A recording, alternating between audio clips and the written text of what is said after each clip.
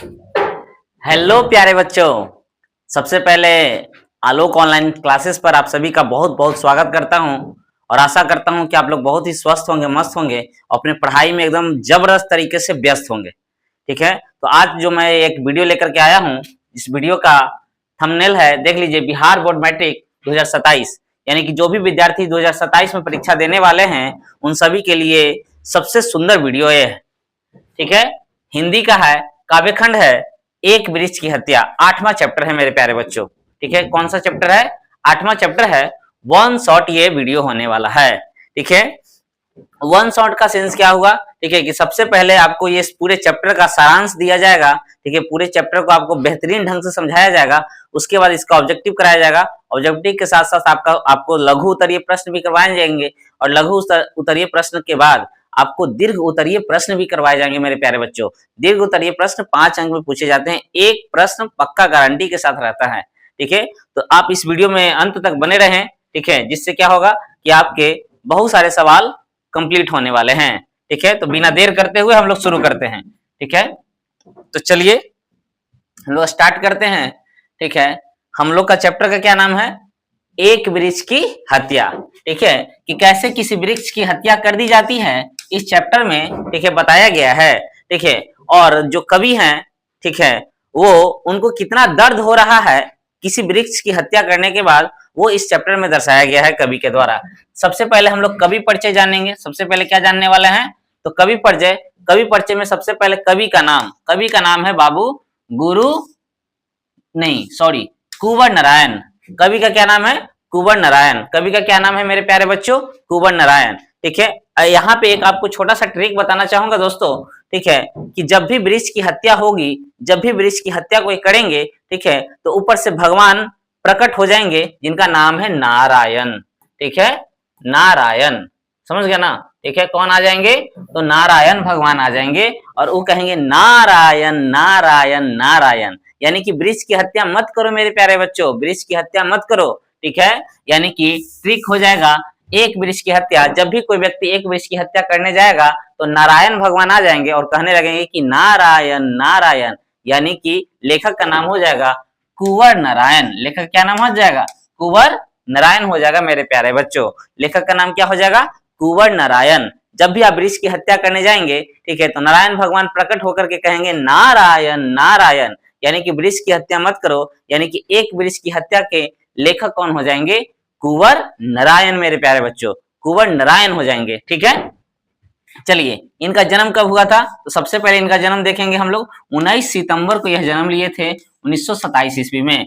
ठीक है, 19 सितंबर को, 19 तारीख को ही जन्म लिए थे और 1927 ईस्वी में भी जन्म लिए थे। ठीक है, तो 19 सितंबर 1927 ईस्वी। ठीक है, 19 सितंबर 1927 ईस्वी को इन्होंने क्या किया था? जन्म लिया था। ठीक है, 19 सितंबर 1927 ईस्वी को इन्होंने क्या किया था? जन्म लिया था। ठीक है, कब जन्म लिए थे? तो 19 सितंबर 1927 ईस्वी को इन्होंने क्या किया था? जन्म लिया था मेरे प्यारे बच्चों। कौन जन्म लिए थे? तो कुंवर नारायण जन्म लिए थे। कौन जन्म लिए थे? कुंवर नारायण। ठीक है, आगे बढ़िए। आगे इनका निधन कब हुआ था, यानी कि ये कब मर गए थे मेरे प्यारे बच्चों? तो 2017 ईस्वी में ये मर गए थे। ठीक है, ज्यादा दिन नहीं हुआ है। ठीक है, 6 साल इधर और 3 साल उधर, 6-3-9 साल पहले इनका क्या हो गया है? मृत्यु हो गया है मेरे प्यारे बच्चों। ठीक है, तो इनका निधन कब हुआ था? ठीक है, 2017 ईस्वी में। लेकिन ये जन्म कब लिए थे? 19 सितंबर 1927 ईस्वी को ये जन्म लिए थे। अभी 2026 है मेरे प्यारे बच्चों, यानी कि 99 साल पहले। ठीक है, चलिए जन्म स्थान, इनका जन्म स्थान कहाँ है? तो लखनऊ उत्तर प्रदेश। कहाँ है इनका जन्म स्थान? लखनऊ के उत्तर प्रदेश में इन्होंने जन्म लिया था। लखनऊ को नवाबों का शहर कहा जाता है मेरे प्यारे बच्चों। लखनऊ को क्या कहा जाता है? नवाबों का शहर। यानी कि नवाबों के शहर में कुंवर नारायण जन्म लिए थे। नवाबों के शहर में कुंवर नारायण जन्म लिए थे। इनका जन्म हुआ था, ठीक है, 19 सितंबर 1927 को ये मर गए थे। ठीक है, 2017 ईस्वी में। 2017 ईस्वी में इनकी मौत हो गई थी। ठीक है, कविता लिखने की शुरुआत ये कब से की है? कविता लिखने की शुरुआत 1950 के दशक से, यानी कि 1950 ईस्वी से इन्होंने कविता लिखने की शुरुआत किया था। कविता लिखने की शुरुआत कब किए थे?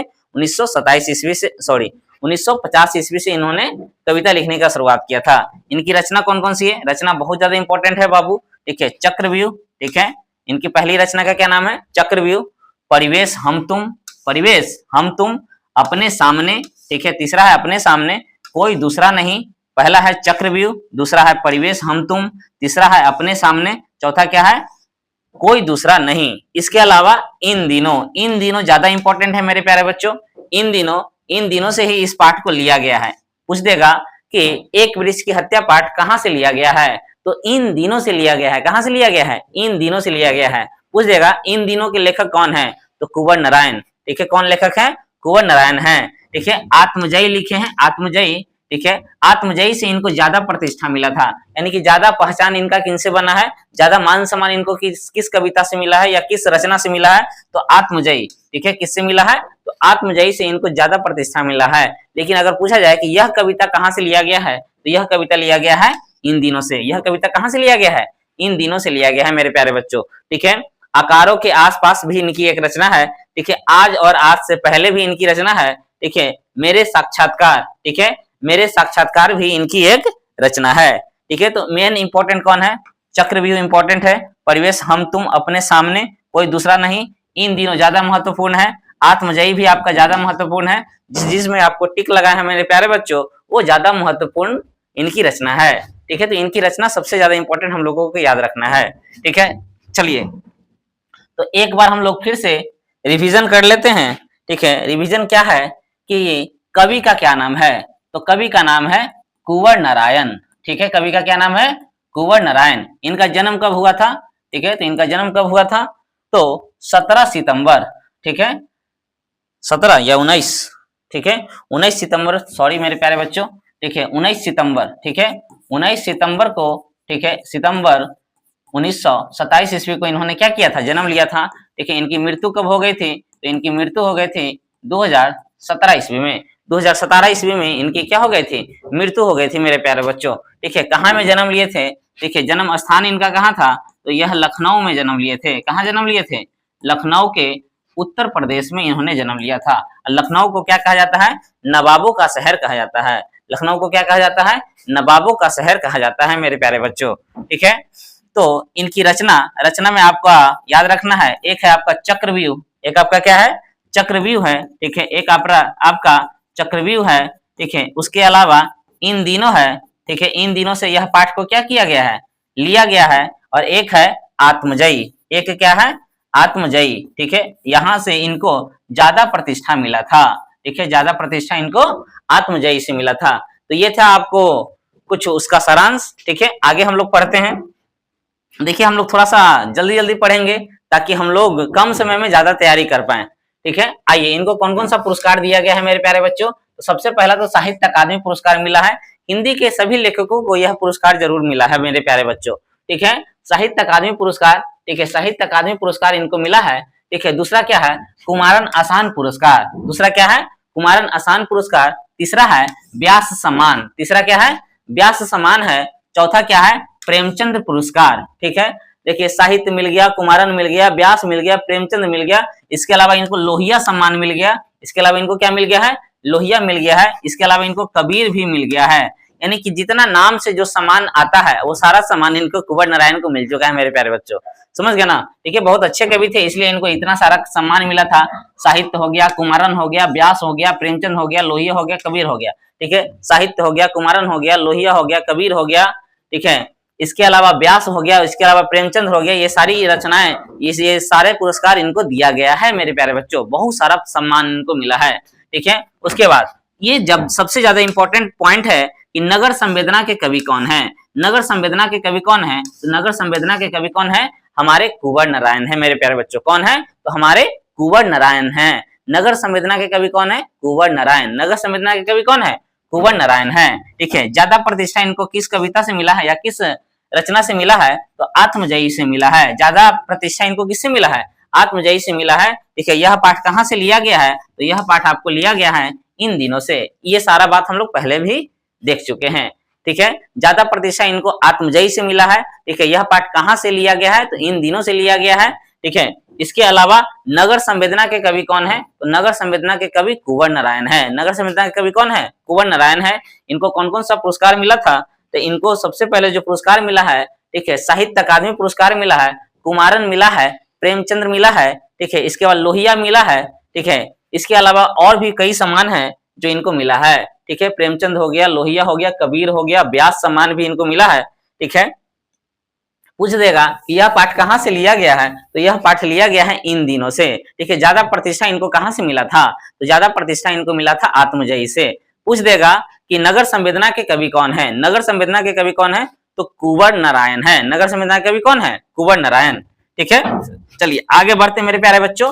ठीक है, अब हम लोग कविता में पढ़ेंगे कि कविता में क्या क्या बताना चाह रहे हैं, कविता के माध्यम से कुंवर नारायण क्या क्या बताना चाह रहे हैं, क्या क्या समझाना चाह रहे हैं हम लोगों को। ठीक है, चलिए सबसे पहले पहला पैराग्राफ में हम लोग समझेंगे कि पेड़ को जानते हैं, पेड़ को जो कवि है ना, ठीक है, चौकीदार की तरह तैनात देखते हैं। जब भी वो अपने घर पे आते हैं, कहीं से लौट करके आते हैं, अपने काम काज से जब लौट करके आते हैं, तो उनके घर के सामने एक बड़ा सा वृक्ष था मेरे प्यारे बच्चों। ठीक है, और उस वृक्ष को जब देखते हैं तो वो देख करके वो महसूस करते हैं कि चौकीदार की तरह वो हमेशा क्या रहता है, तैनात रहता है। पेड़ को वो कैसा पाते हैं, तो चौकीदार की तरह तैनात पाते हैं। पूछ देगा कि चौकीदार की तरह तैनात कौन हमेशा रहता है, ठीक है, तो वृक्ष क्या हो जाएगा, वृक्ष हो जाएगा या पेड़ हो जाएगा बच्चों। ठीक है, आगे पेड़ का हरापन, पेड़ का जो हरापन है ना बच्चों, बहुत दिन होने के कारण पेड़ का जो हरापन है वो खो गया है। ठीक है, पेड़ का हरापन क्या हो गया है, बिल्कुल खो गया है। ठीक है, आगे देखिए डाली, उसकी डाली जो है वो सूख गई है, उसकी डाली क्या हो गया है, बिल्कुल सूख गया है मेरे बच्चों। ठीक है, ऊपरी भाग फूल पत्ती से युक्त है। ठीक है, पेड़ का जो ऊपरी भाग है ना, पेड़ का जो ऊपरी भाग है वो फूल पत्ती से युक्त है, और लग रहा है ना कि किसी का पगड़ी है। ठीक है, वो क्या लग रहा है, किसी का पगड़ी लग रहा है मेरे प्यारे बच्चों। ठीक है, जैसे कोई बहुत लोग पगड़ी नहीं बांधते मुरेठा, ठीक है, तो पगड़ी जैसा मतलब कि पेड़ का जो ऊपरी भाग है ना फूल पत्ती से युक्त है, और पेड़ का ऊपरी भाग ठीक है पगड़ी के समान प्रतीत हो रहा है। तो ये पूछता है कि पेड़ का जो ऊपरी भाग है क्या कैसा प्रतीत हो रहा है, तो पेड़ का ऊपरी भाग जो है मेरे प्यारे बच्चों, ठीक है, वो पगड़ी के जैसा प्रतीत हो रहा है। कैसा प्रतीत हो रहा है, पगड़ी के जैसा प्रतीत हो रहा है। चलिए आगे, पत्ती और फूल, पत्ती और फूल के जैसा प्रतीत हो रहा है, तो पगड़ी के तरह। देखिए उनका तना, तना जो है ना बच्चों, तना, वो तना जो है ना एकदम राइफल जैसा प्रतीत हो रहा है। कैसा प्रतीत हो रहा है, तो राइफल के जैसा। ठीक है, तना इनका कैसा प्रतीत हो रहा है, राइफल के जैसा प्रतीत हो रहा है। ठीक है, उसके अलावा इनका जड़ जो है ना वो जूता के समान है। जड़ जानते हैं ना कि एकदम मिट्टी को कस के जकड़े रहता है, पकड़े रहता है, तो पेड़ जो है ना, पेड़ का जो जड़ है वो जूता के समान काम कर रहा है। पेड़ का जड़ कैसा काम कर रहा है, जूता के समान काम कर रहा है। तो यहाँ से बहुत सारा सवाल आपसे पूछा जाएगा। ठीक है, कि पेड़ कैसा है, चौकीदार की तरह तैनात है। पेड़ का हरापन क्या हो गया है, तो बिल्कुल खो गया है। डाली क्या हो गया है, सूख गया है। ऊपरी भाग फूल पत्ती से युक्त है और वो पगड़ी की तरह दिखाई पड़ रहा है। ठीक है, पत्ती और फूल के विषय में पूछेगा कि कैसा है, तो पगड़ी की तरह। लेकिन उसका तना कैसा है, तो तना कैसा है मेरे प्यारे बच्चों, तो तना उसका राइफल की तरह है। तना उसका कैसा है, तो राइफल की तरह है। ठीक है, उसका जड़ क्या है, तो उसका जड़ जूता के समान है। उसका जड़ कैसा है, जूता के समान है। ठीक है, पेड़ जो है ना वो पीला हो गया है मेरे बच्चों। पेड़ क्या है, ठीक है, बारिश के कारण, धूप के कारण वो क्या हो गया है, बिल्कुल पीला हो गया है। ठीक है, उसके बाद पेड़ जो है ना वो चौकीदार, ठीक है, हर मौसम में चौकीदार की तरह वो खड़ा रहता है। पेड़ जो है ना चौकीदार की तरह हर मौसम में खड़ा रहता है मेरे प्यारे बच्चों। हर मौसम में, चाहे वो ठंड हो, गर्मी हो, बरसात हो, धूप ना हो, दिन हो, रात हो, हर समय पेड़ क्या करता है, वो तैनात रहता है चौकीदार की तरह। चलिए अगला हम लोग देखते हैं। अगला में कवि क्या कहना चाह रहे हैं कि कवि पेड़ का दोस्त बताते हैं। कवि अपने आप को क्या बताते हैं, ठीक है, पेड़ का दोस्त। पूछा जाएगा कि पेड़ का दोस्त कौन बता रहे हैं, तो कुंवर नारायण। पेड़ का दोस्त कौन बताते हैं, कुंवर नारायण मेरे प्यारे बच्चों। पेड़ का दोस्त कौन बता रहे हैं, तो कुंवर नारायण। चलिए आगे देख लेते हैं। कवि सोचते हैं, कवि क्या सोचते हैं, मानव इसे काट न दे। कवि बेचारे डरते हैं, ठीक है, कि कहीं कोई मानव अपने लोभ में, अपने स्वार्थ में इस पेड़ को काट न दे। ठीक है, लेकिन अंत में क्या होता है दोस्तों, पेड़ खत्म ही हो जाता है। ठीक है, दूर से ललकारता कौन है, अगर सवाल हमसे पूछा जाए कि दूर से कौन ललकारता है, तो पेड़ दूर से ही ललकार रहा है। ठीक है, आगे, हर घर बचाना है। हम लोगों को घर किससे बचाना है, ये सवाल बहुत आता है। देखिए घर बचाना है किससे, तो लुटेरों से। हम लोगों को घर अपना किससे बचाना चाहिए, तो लुटेरों से घर अपना बचाना चाहिए। ठीक है, शहर बचाना चाहिए, ये ज्यादा महत्वपूर्ण है। शहर किससे बचाना चाहिए, नादिरों से। नादिरों का मतलब चोरों से। ठीक है, शहर को किससे बचाना है, तो चोरों से बचाना है। लेकिन देश को किससे बचाना है मेरे प्यारे बच्चों, तो दुश्मनों से बचाना है। देश को किससे बचाना है, दुश्मनों से बचाना है। ठीक है, नदी को बचाना है किससे, तो नदी को बचाना है नाला होने से। नदी कहीं नाला ना हो जाए, उससे हम लोगों को नदी को बचाना है, क्योंकि नदी में हम लोग बहुत सारा गंदगी को नदी में ही प्रवाहित कर देते हैं। ठीक है, तो ऐसा हम लोग को काम नहीं करना है। ठीक है, हवा को किससे बचाना है? तो हवा को हम लोग को बचाना है धुआं होने से। धुआं कहने का सेंस क्या है यहाँ पे बच्चों? धुआं कहने का सेंस है दूषित ना हो जाए, हमारा जो हवा है वो दूषित ना हो जाए, उसको दूषित होने से बचाना है।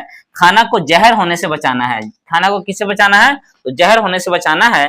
जंगल को किससे बचाना है? तो जंगल को मरुस्थल ना हो जाए, उससे बचाना है। और मनुष्य कहीं जंगली ना हो जाए फिर से, ठीक है, आदि मानव ना बन जाए, उससे भी मनुष्य को बचाना है। ठीक है, तो यहाँ से सवाल बहुत ज्यादा पूछेगा मेरे प्यारे बच्चों। ठीक है, वो सवाल क्या पूछेगा कि सवाल क्या पूछेगा मेरे प्यारे बच्चों?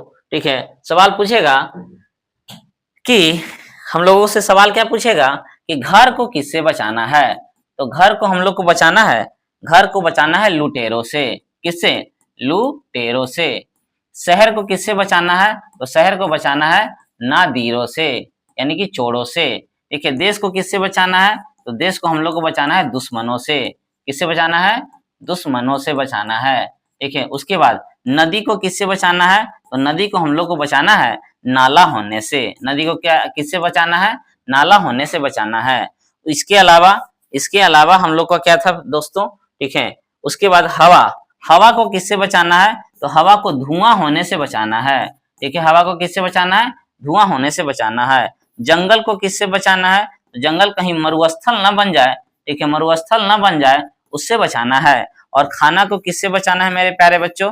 तो खाना को जहर होने से बचाना है। ठीक है, जहर, खाना जहर ना हो जाए उससे बचाना है। और मनुष्य को किससे बचाना है? ठीक है, तो मनुष्य को आपको बचाना है जंगली होने से।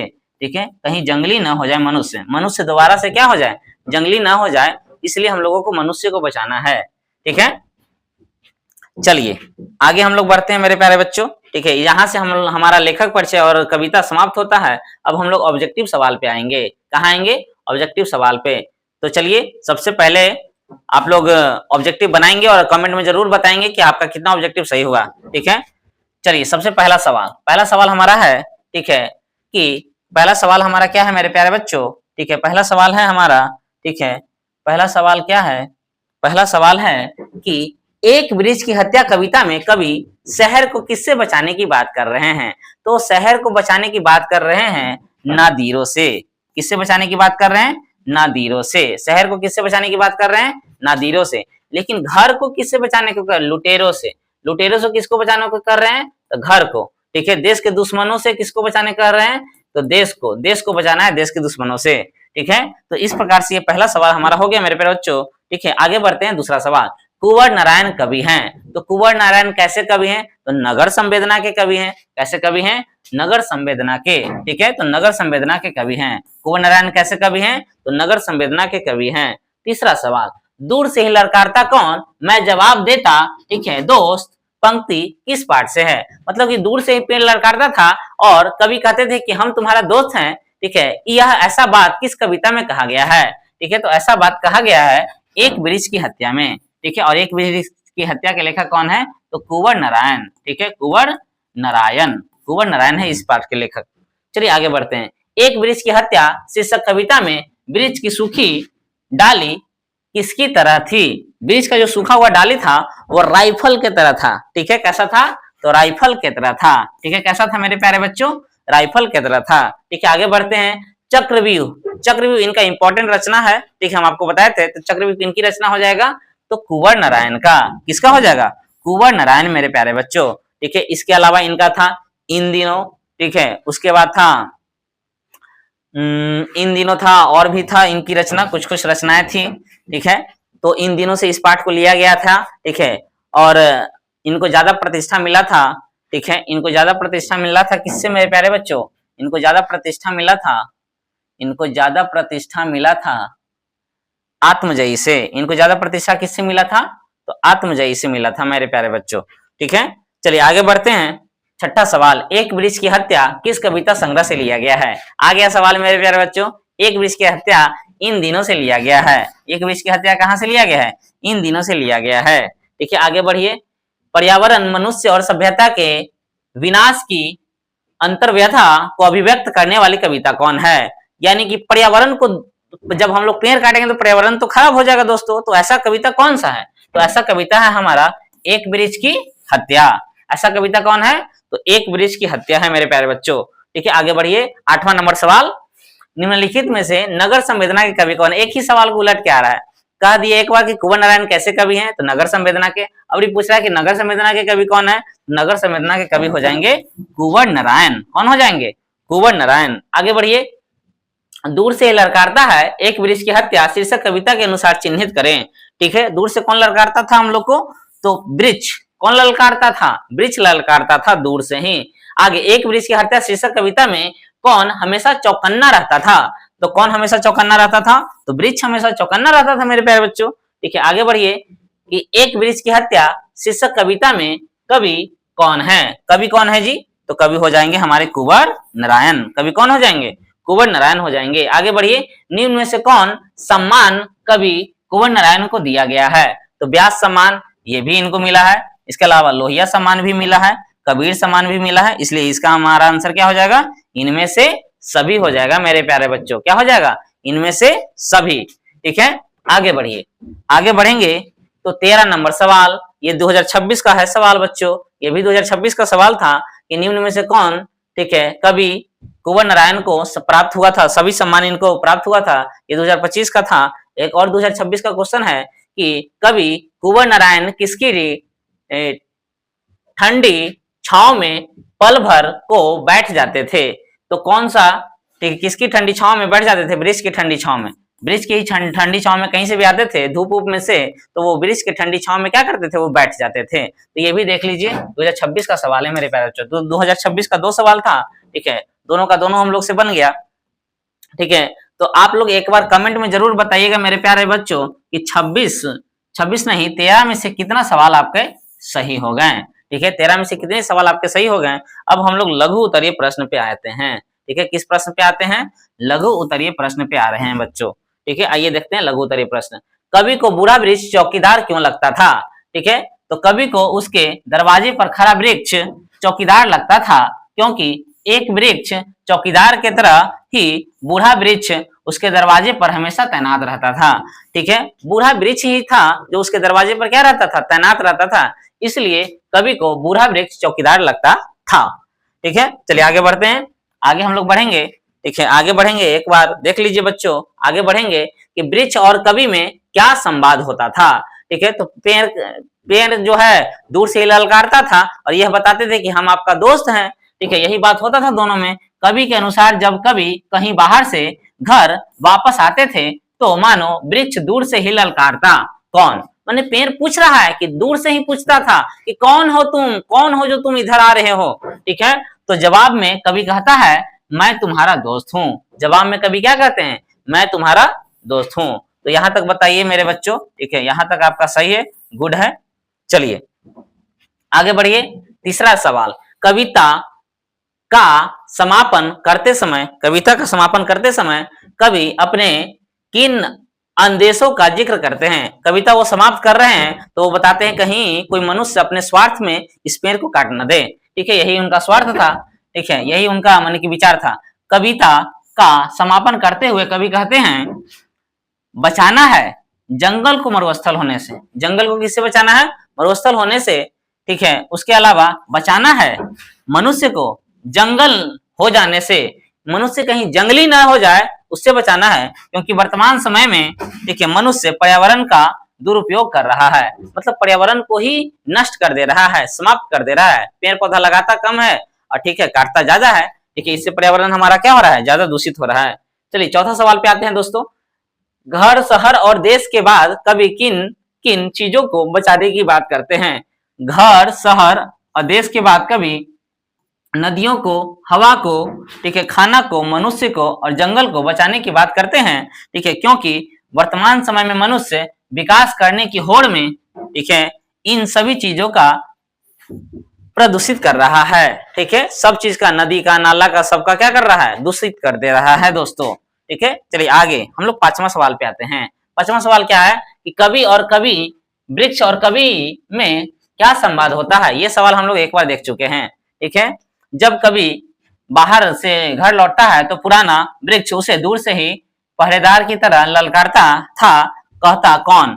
इसके जवाब में कवि आत्मीयता से कहता था, दोस्त। यह संक्षिप्त संवाद कवि और वृक्ष के बीच गहरे और दोस्ताना संबंध को दर्शाता है, यानी कि वो दोनों आपस में दोस्त थे। ठीक है, आगे देखिए छठा सवाल क्या है कि कविता का समापन करते हुए कवि अपने किन किन आदेशों का जिक्र करता है। कविता के अंत में, ठीक है, ये सवाल भी हम लोग देख चुके हैं, घर, शहर और देशों को, ठीक है, बचाने के साथ साथ नदियों, नालों और नदी को नाला होने से, हवा को धुआं होने से, ठीक है, भोजन को जहर होने से बचाने का आदेश देता है। कवि ऐसा इसलिए कहता है क्योंकि पर्यावरण प्रदूषित होने से पूरी मानवता का अस्तित्व खतरे में आ जाएगी।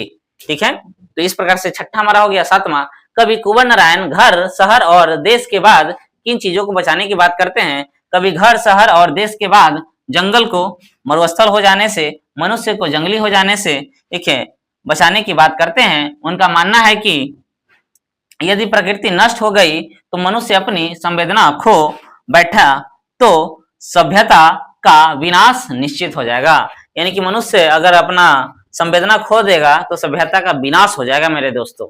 ठीक है, चलिए आगे बढ़ते हैं। ठीक है, कवि को वृक्ष बूढ़ा चौकीदार क्यों लगता है। वृक्ष बहुत पुराना था, उसकी सूखी छाल किसी बूढ़े व्यक्ति की झुर्रियों वाली त्वचा जैसी लगती थी। वह वर्षों से बिना झुके अडिग होकर कवि के दरवाजे पर तैनात रहता था। उसकी सतर्कता और रक्षात्मक मुद्रा के कारण कवि उसे बूढ़ा चौकीदार कहता था। ठीक है, इस प्रकार से हमारा 8वां सवाल हो गया। देखिए 12 में, 17 में, 20 में और 23 में सवाल पूछा गया है। ठीक है, आगे देखिए, कुंवर नारायण ने वृक्ष रूपी चौकीदार का वर्णन किन शब्दों में किया है। कवि ने वृक्ष का वर्णन एक पुराने सिपाही के रूप में किया है जिसकी वर्दी छाल यानी कि पुरानी और, ठीक है, मटमैला है। उसके सिर पर डालियों की पगड़ी है, पैरों में, ठीक है, पैरों में सूखी जड़ें जूते जैसी दिखती है। ठीक है, और एक सूखी डाल कंधे पर राइफल की तरह है। इस धूप छांव में हमेशा चौकन्ना रहता है। पेड़ क्या है, धूप छांव में हमेशा क्या रहता है, चौकन्ना रहता है मेरे प्यारे बच्चों। ठीक है, आगे बढ़िए, आगे हम लोग बढ़ेंगे तो हमारा दीर्घ उत्तरीय सवाल है मेरे प्यारे बच्चों। ठीक है, दीर्घ उत्तरीय सवाल, ठीक है, 3 सवाल हैं जो बिहार बोर्ड के द्वारा पूछा गया है। निम्नलिखित पंक्तियों का भाव स्पष्ट करें। ठीक है, धूप में, बारिश में, ठीक है, गर्मी में, सर्दी में, हमेशा चौकन्ना अपनी खाकी वर्दी में। 2011 का सवाल है मेरे प्यारे बच्चों। ठीक है, आगे देखिए, इन पंक्तियों के माध्यम से कवि ने वृक्ष की कर्तव्यनिष्ठा और सहनशीलता का सजीव चित्रण किया है। ठीक है, कवि कहता है कि वह बूढ़ा वृक्ष किसी समर्पित सिपाही की तरह है जो मौसम की हर मार, कड़कती धूप, मूसलाधार बारिश, तपती गर्मी या कड़ाके की ठंड को सहते हुए भी अपनी जगह से नहीं हिलता है। ठीक है, वह अपनी खाकी वर्दी यानी कि मटमैले छाल में हमेशा सहज रहकर घर की रखवाली करता है। यहाँ कवि ने प्रकृति का मानवीकरण करते हुए यह संदेश दिया है कि वृक्ष निस्वार्थ भाव से हमारी रक्षा करते हैं। वृक्ष क्या करता है, बिना स्वार्थ के, यानी कि कोई फायदा नहीं है उसको हम लोग के तरफ से, लेकिन वो फिर भी हम लोगों को फायदा देता है। ठीक है, चलिए, इसलिए हम लोगों को पेड़ लगाना चाहिए दोस्तों। ठीक है, एक वृक्ष की हत्या कविता की प्रासंगिक पर विचार करते हुए एक टिप्पणी लिखें। ठीक है, एक टिप्पणी हम लोगों को लिखना है, 2018 में पूछा गया है सवाल। ठीक है, एक वृक्ष की हत्या कविता आज के समय में, ठीक है, अत्यधिक प्रासंगिक है। वर्तमान में जिस तरह शहरीकरण और औद्योगिकरण के नाम पर पेड़ों की अंधाधुंध कटाई हो रही है, उससे पर्यावरण का विनाश के कगार पर खड़ा कर दिया है। पर्यावरण एकदम विनाश हो गया है दोस्तों, पेड़ का इतना हम लोग काट रहे हैं, माने कि आगे बढ़ने के चक्कर में पर्यावरण संकट। कविता में हमें चेतावनी देता है कि यदि पेड़ नहीं रहेंगे तो नदियां सूख कर नाला बन जाएगी। ठीक है, हवा जहरीली हो जाएगी। ठीक है, मानवता का हास, वृक्ष का कटना केवल एक पौधे का मरना नहीं बल्कि संवेदनाओं का मरना है। ठीक है, संदेश क्या है, यह कविता हमें प्रकृति के साथ तालमेल बिठाकर जीने और आने वाली पीढ़ी के लिए शुद्ध हवा, पानी और मिट्टी बचाने की प्रेरणा देती है।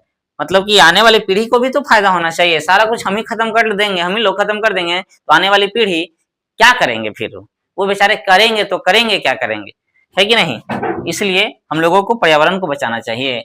लास्ट क्वेश्चन है मेरे प्यारे बच्चों, ठीक है, कि अर्थ स्पष्ट करना है, 2019 का क्वेश्चन है, ठीक है। बचाना है नदियों को नाला हो जाने से, हवा को धुआं हो जाने से, खाने को जहर हो जाने से, ठीक है। इसका हम लोग को अर्थ लिखना है। इन पंक्तियों में कवि आधुनिक सभ्यता द्वारा फैलाए जा रहे प्रदूषण पर गहरी चिंता व्यक्त कर रहे हैं। नदियों का नाला होना, ठीक है, कचरा और गंदगी गिरने से पवित्र नदियां गंदे नाले में बदल रही है, जिससे जल संकट पैदा हो रहा है। यानी कि नाला में ही हम लोग प्रदूषण फैला देते हैं, जो पवित्र नदियां हैं जो नाला बन जाती है, जिससे जल क्या हो जाता है, दूषित हो जाता है, और हम लोग का जल संकट आ रहा है, धीरे धीरे जल संकट आ रहा है। चलिए आगे बढ़िए। हवा का धुआं होना, वाहनों और कारखानों के धुएं ने प्राणवायु को जहरीला बना दिया है, जिससे सांस लेना दुर्लभ हो गया है। जिससे सांस लेना क्या हो गया है, दुर्लभ हो गया है। खाने को जहर होने से बचाना है, इसका क्या अर्थ है, ठीक है, रसायनों और कीटनाशकों के अत्यधिक प्रयोग से हमारा भोजन दूषित और स्वास्थ्य के लिए हानिकारक हो गया है। अतः कवि का आशय यह है कि यदि हमने समय रहते इन बुनियादी प्राकृतिक संसाधनों की रक्षा नहीं की तो जीवन का अस्तित्व समाप्त हो जाएगा, ठीक है। इस प्रकार से हमारा, ठीक है, कॉन्सेप्ट हो गया दोस्तों, उसके अलावा ऑब्जेक्टिव हो गए, उसके अलावा सब्जेक्टिव हो गए, और उसके अलावा लॉन्ग क्वेश्चन भी हो गए, ठीक है। तो आशा करते हैं ये वीडियो से आपको बहुत ज्यादा फायदा हुआ होगा, ठीक है। अगर आपको ये वीडियो अच्छा लगा तो एक लाइक जरूर कीजिएगा, ठीक है, चैनल को सब्सक्राइब कर दीजिएगा। मिलते हैं हम लोग नेक्स्ट वीडियो में, तब तक के लिए जय हिंद दोस्तों।